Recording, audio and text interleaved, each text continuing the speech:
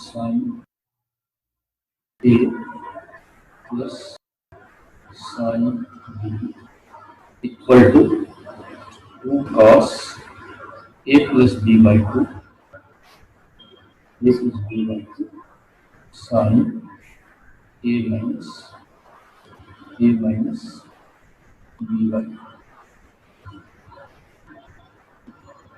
ये फॉर्मूला हम बच्चों जगह जगह यूज करते हैं, जगह जगह तो नहीं, अभी एक चीज समझाने जा रहा हूँ ये उसमें use.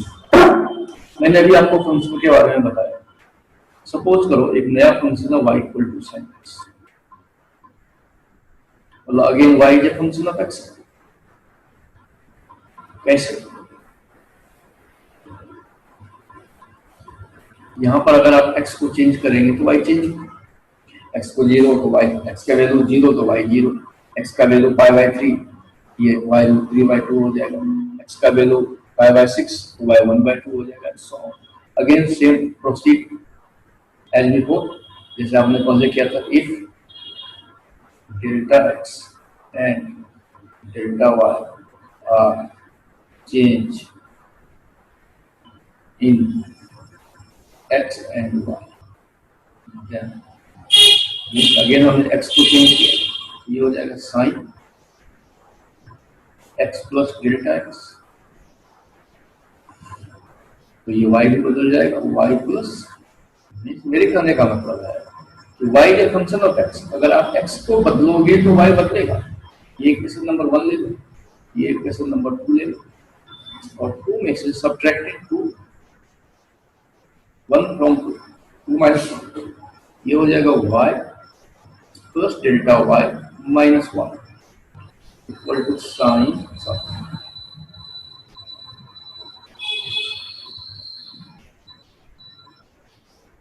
Equal to sine x plus delta x minus sine x। Now cancel out, so delta y will be equal to sin a plus sin a minus treat it a, मान लो ये a, मान लो ये b, so it will be equal to 2 cos a plus b by 2 x plus delta x, a plus x upon 2. Refer the formula here. X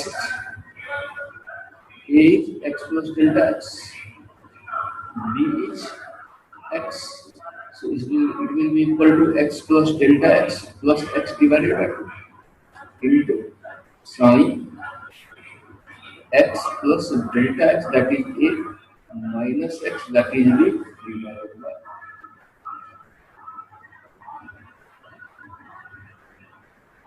Now this x is cancelled out. So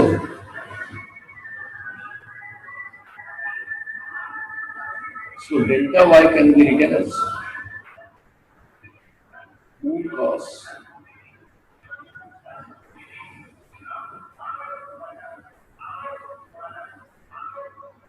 delta y can be written as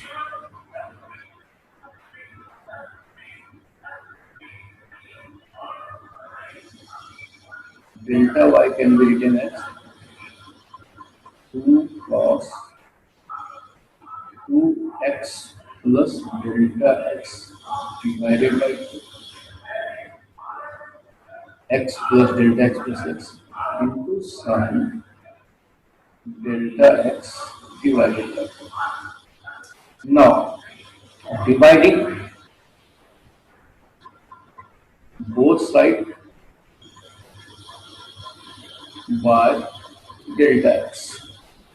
This can be written as delta y upon delta x will be equal to 2 cos x plus delta x by 2 sin delta x upon divided by delta x. I hope कि आप लोगों ने यहाँ तक note down कर लिया होगा। बेटे इसका कोई खास ये जो हम प्रोसेस कर रहे हैं इसका सिग्निफिकेंस इतना ही है कि आगे जो मैं लिखने जा रहा हूँ तो आपको ऐसा ना लगे कि मैंने कैसे लिख दिया। मतलब मैं आपको सिर्फ ये बताने की कोशिश करता हूँ कि जो भी काम आप करते हैं सबका प्रूफ है, एवरीथिंग कैन बी प्रूफ। इस प्रूफ से आपको कोई लेना देना नहीं है। आगे जो हम फिजिक्स में इसको यूज करेंगे, इस प्रूफ का कोई उससे लेना देना नहीं है, इसका जो एंड रिजल्ट होगा वही। आई होप कि आपने यहाँ तक नोट कर लिया होगा बेटे। हम जरा प्रोसीड करते हैं, नया पेज लेते हैं। Now the things becomes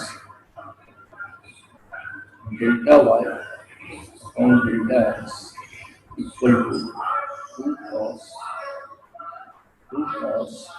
x plus delta x by 2 sin delta x by 2 divided by delta x.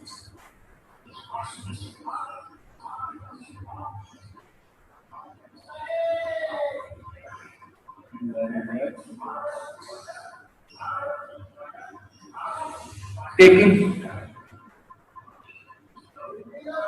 limit delta x tends to 0, both sides. We have limit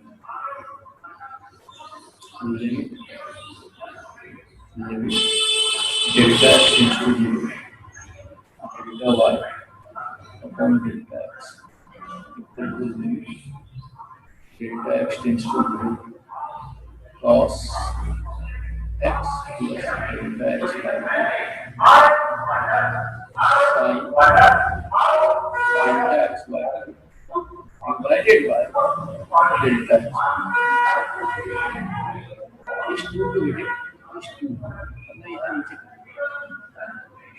तो मैंने स्टार्टिंग में आपको एक चीज बताई थी कि दुनिया में बहुत सारी चीजें मानी हुई है, आप भी एक चीज मान लो। मैंने वो बोला था कि limit x tends to 0 sin x by x जो होता है बेटे वो 1 होता है। ये एज्यूम कर लो, मैंने बोला इसको जस्ट आप एज्यूम कर लो, मान लो। सबका प्रूफ है, हमें इसकी जरूरत नहीं। यहाँ देखो x की जगह क्या है, डेल्टा x बाई 2, यहाँ भी डेल्टा x बाई 2। अगर डेल्टा x टेंस टू 0 है तो डेल्टा x बाई 2 भी टेंस टू 0 होगा। तो ये फैक्टर आपका क्या हो जाएगा, ये factor will be equal to 1 और ये चीज क्या हो जाएगा, dx बाई 2 हो जाएगा जब आप लिमिट पुट करेंगे। और ये चीज मैंने पिछले लेक्चर में एक्स स्क्वायर के केस में बताया था, dy बाई dx। तो this can be written as dy by dx equal to 2 cos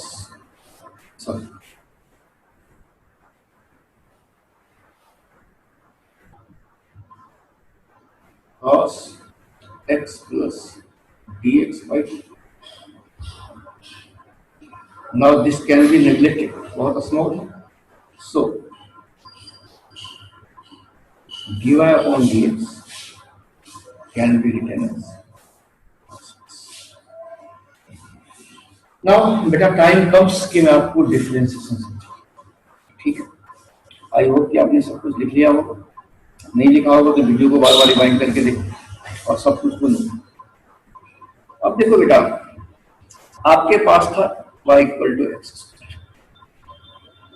और आपके पास आया dy बाई dx 2x,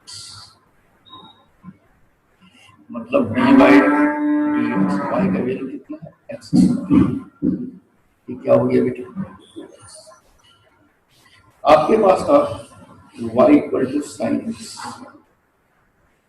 तो dy बाई dx अभी आपने निकाला क्या है, cos x means dy by dx y का वैल्यू क्या है, साइन x। ये हो गया cos x। तो ध्यान से देखो बच्चों, ध्यान से देखो, यहां भी ये चीज कॉमन है, यहां भी ये चीज कॉमन है। मतलब आप इसको ऐसे सोचो, एक चीज अच्छा भला था एक्स स्क्वायर, उसको आपने इस कुर्सी पर बिठा दिया। ये जो कुर्सी है डी बाई डी एक्स नाम का, इसे क्या बदल के कर दिया? एक चीज अच्छा भला था साइन एक्स, इसको आपने इस जादुई कुर्सी पर बिठा दिया डी बाई डी एक्स, इसको बदल के कर दिया cos x। ये दो एग्जांपल काफी है समझने के लिए। मतलब ये जो डी बाई डी एक्स है, ये जो डी बाई डी एक्स है, ये एक जादुई कुर्सी की तरह है, ऐसे समझो। डी डी एक्स ऐसे समझो,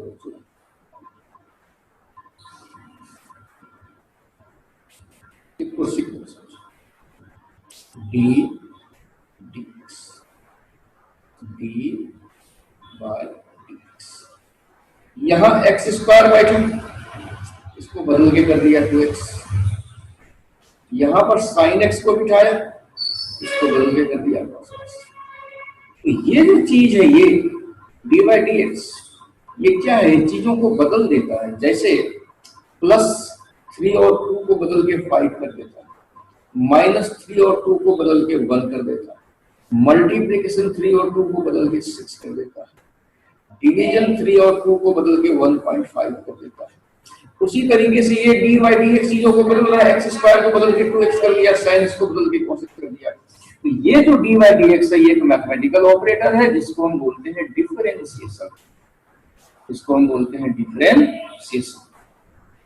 मींस इसको रीड करते हैं बेटे d by d x x square, इसको हम रीड करते हैं बेटे। रीड जो करेंगे मैथमेटिक्स में, वो करेंगे डिफरेंशियल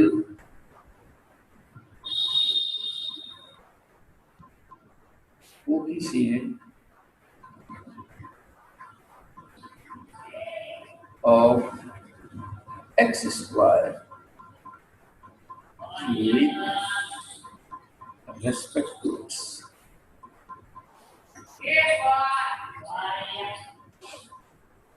और इसको शॉर्टकट में पढ़ते हैं DC, differential coefficient of x square with respect to.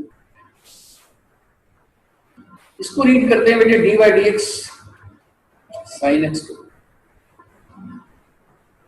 Differential coefficient of sine x with, इसकी वैल्यू क्या आई 2x, इसकी वैल्यू क्या आई cos x। तो आई होप कि आप इस डिफरेंशिएशन का मतलब समझ गए होंगे कि ये इतना तो मोटा मोटा आप समझ लो, ये कुछ नहीं है, एक मैथमेटिकल ऑपरेटर। यहाँ इस दो डिस्कशन का पर्पस था सिर्फ आपको ये समझाना कि डिफरेंशिएशन नाम एक मैथमेटिकल ऑपरेटर है जो चीजों को बदलता है। कैसे बदलता है ये नेक्स्ट, सारी चीजों को बेटे नोट डाउन करना, बार बार समझने की कोशिश करना।